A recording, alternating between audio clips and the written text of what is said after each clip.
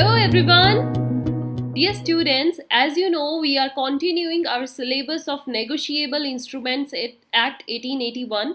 This is the topic that we have just recently started. और जो students इस session को अभी join कर रहे हैं, dear students, you can go back and watch the previous session of this Negotiable Instrument Act. I hope we just have done 2 to 3 sessions already. और इससे आपके syllabus की continuity भी बनेगी. On the top, you can see the last session where I have discussed about the promissory note. कि promissory note का exact meaning क्या होता है, promissory note actual में क्या होता है. By giving different examples, I explained whether हम उसको एक promissory note बोलेंगे या नहीं बोलेंगे, ताकि आपको example से भी clear हो जाए कि एक particular promissory note में हमें कैसे mention करना है, क्या mention करना है, what are the valid points जो एक प्रोमिसरी नोट में होने चाहिए. And also I provided a specimen, जिससे आपको एक क्लियर आइडिया मिले प्रोमिसरी नोट को कैसे बनाया जाता है. Now dear students, in this session, continuing the last one, we are going to discuss about the essentials of promissory note. जैसे हमने अब प्रोमिसरी नोट को समझ लिया है, अब हम जानेंगे कि ऐसे क्या क्या मेजर पॉइंट्स हैं, एसेंशियल्स हैं, जो आपको प्रोमिसरी नोट में इंक्लूड करने ही चाहिए. And these are the basic points जो promissory note के regarding you should remember always. So here these are the various essentials. This is your first part. In next session, that is going to be your second part, जिसमें हम next essentials को read करेंगे. ये इस particular topic को मैंने 2 sessions में divide किया ताकि आप कंफ्यूज ना हो. So the very first essential you can see here is in writing. जो हमारा प्रोमिसरी नोट होता है, and specially it's not about promissory note, जितने भी नेगोशिएबल इंस्ट्रूमेंट्स होते हैं they all must always be in writing. Right students, उनको हमेशा राइटिंग में, here WRITING, not double T, it's just single T. Writing में आपका नेगोशिएबल इंस्ट्रूमेंट होना चाहिए. So that could be writing, ये नहीं है it's just in by your hand. It could be printed, lithographic. Additionally क्या हो सकता है, it must be signed by the maker. ठीक है, ये हैंड रिटन हो, प्रिंटेड हो, लिथोग्राफिक हो, what ever, but one thing necessary कि वो साइन बाय द मेकर होना चाहिए, साइन होना चाहिए उनका. तो इससे ये पता लग जाता है कि yes he has given his authority, और इससे ये पता चलता है that maker is giving his assent of whatever is written in that paper और in that document. The very first thing clear. Next is promise to pay. जो भी promissory note होता है, even in the name only, promissory note की spell में ही आपको दिखेगा there is a promise. Okay, promissory में ही प्रॉमिस इंक्लूड है. Promise means that you are giving surety to the other person कि मैं आपका पैसा जो भी मैंने लिया है I will pay it someday, और द फिक्स्ड डेट जो भी उसमें मेंशन है. जैसे हमने एक सपोज कीजिए एक देखा है, लास्ट ही सेशन में आपने देखा हो, जो हमने प्रोमिसरी नोट बनाया था उसमें क्या था कि I owe ₹3,000 from this person and I am promising to pay him this after 3 months. जो भी डेट मेंशन है उसके 3 months बाद मैं ये पे कर दूंगा. तो आप एक प्रॉमिस के साथ दूसरे पर्सन को श्योरिटी दे रहे हो, और दूसरे पर्सन को भी इस चीज़ की गारंटी मिल गई है कि the first person has given me his surety and his promise to pay on that day. So a mere acknowledgement of debt is not a promissory note. सिर्फ ये लिख देना that I owe mister B ₹3,000, मतलब मेरे को B को 3,000 देने हैं, सिर्फ ये लिखना इज नॉट इनफ. यहाँ पर जस्ट आप एक एक्नॉलेजमेंट दे रहे हो जो आपने उधार ले रखी है, सिर्फ उस चीज़ को आप लिख रहे हो, ये प्रोमिसरी नोट नहीं होता है. Similarly it doesn't amount to a promissory note even though it might contain the terms of repayment. ये भी प्रोमिसरी नोट नहीं होता जिसमें जस्ट आप ये लिख दो कि I will give you through cheque, या I will give you someday, या I will give you your money. सिर्फ ये लिख देना that I owe mister B ₹3,000 and I will give you. ये भी क्या है, प्रोमिसरी नोट नहीं है. What is necessary is that you should promise to pay and that payment should be on a specific time period. After specific time period ये payment होनी चाहिए. तो यहाँ पर ये क्लियरली मेंशन है dear students that there must be an express undertaking. Express means written में, और क्लियरली ये विजिबल होना चाहिए कि आप ये श्योरिटी ले रहे हो टू पे द अमाउंट मेंशन, जो भी मेंशन कर रहे हो. जैसे मैंने 3,000 बी को देने हैं और मैं प्रॉमिस करता हूँ कि उनके ये पैसे 3 दिन बाद लौटा दूंगा. तो आप यहाँ पर प्रॉमिस के साथ एश्योरिटी दे रहे हो दैट आई विल पे you this,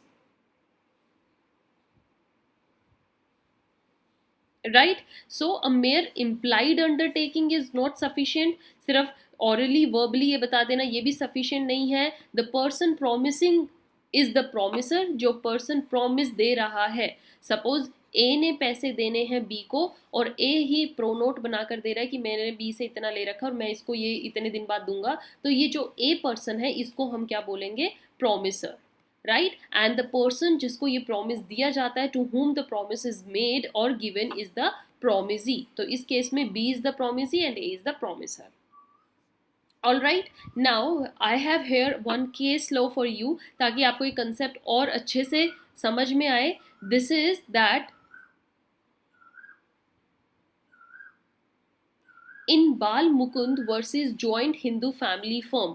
joint Hindu family firm को मुन्ना लाल, पामजी लाल एंड अदर के नेम से भी जाना जाता है. तो ये इनके बीच में एक केस था. There was acknowledgement of indebtedness in the definite sum of money.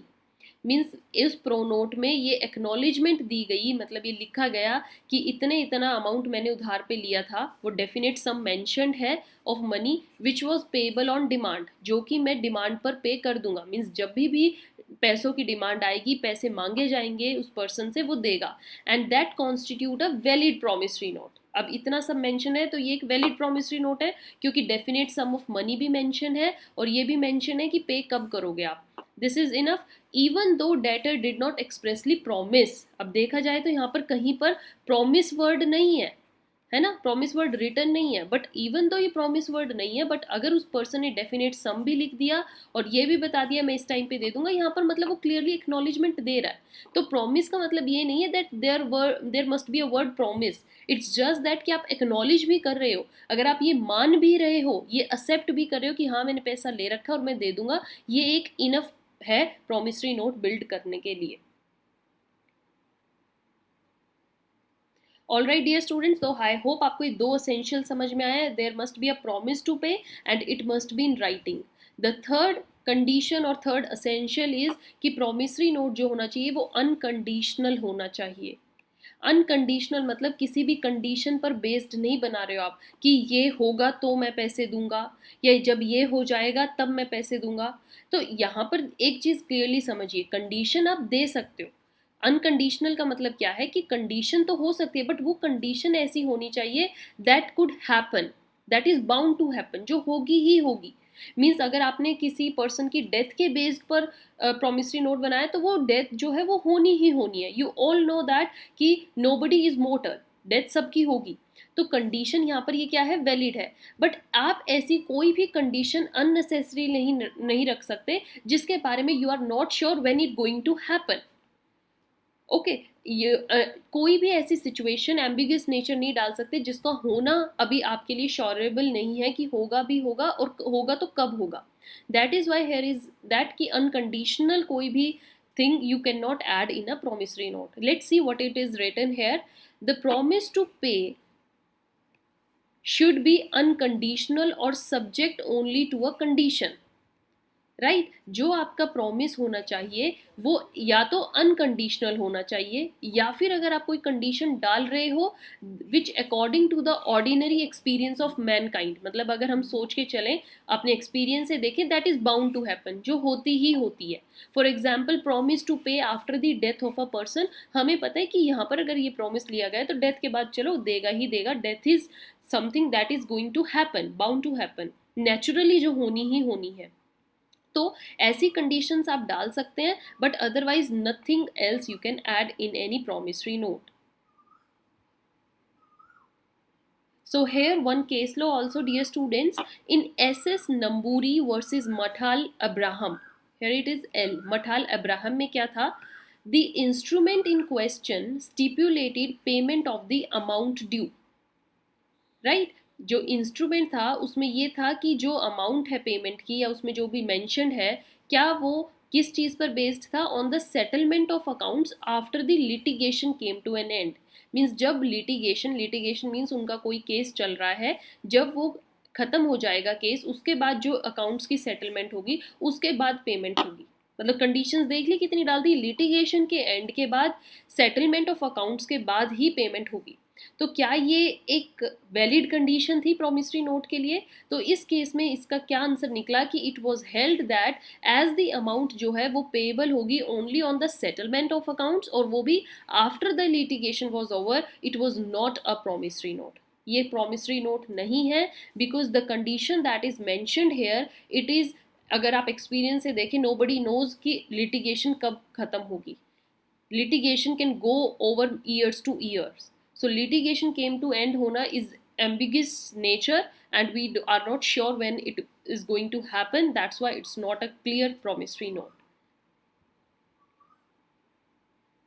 right dear students? Then the last, you can say, essential of promissory note for this session, ये वैसे नहीं है last, there are total 8 essentials हैं, but आज के session में हमारा last होगा, next 4 we are going to discuss in next session. So this is here money only. Promissory note में आप सिर्फ मनी ओनली की ही बात कर सकते हो। अगर आप कोई भी रीपेमेंट की बात कर रहे हो कि मैं उनके पैसे दूंगा या कब दूंगा, तो वो पैसे में ही बात होनी चाहिए। ये ना हो कि I am owing ₹3000 to B, मेरे को बी को 3000 देने हैं, जिसमें मैं आई विल पे 1000 कैश एंड ऑफ 2000 मैं उनको कोई gift, you can say television और अ वॉशिंग मशीन और माई रेडियो, मैं उनको सेल कर दूंगा। ये नहीं होता है। Payment in kind promissory note में इंक्लूडेड नहीं है। Again I am telling only money only, you just have to say that repayment जो होगी वो मनी में ही होगी। तो instrument must be payable in money only. Thus अगर आप कोई प्रॉमिस ऐसा दे रहे हो इन दैट प्रोमिसरी नोट कि to deliver a radio set, कि मैं आपका जो पेमेंट है वो through delivering a radio set से सेटल कर रहा हूँ, मतलब आप मेरा रेडियो ले जाओ, तो is this a valid promissory note? No, because this is payment in kind, and other thing that money से कोई भी अलग चीज़ अगर दी जाएगी तो वो प्रोमिसरी नोट में इंक्लूड नहीं होती है। Only cash, only money there should B.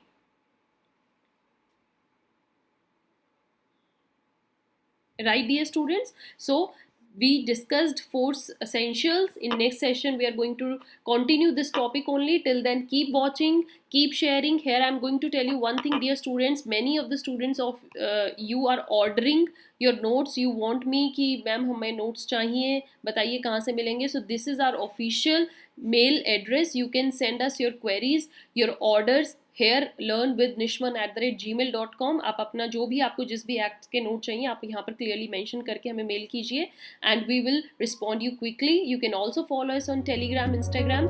Till then, keep watching, keep sharing. Thank you.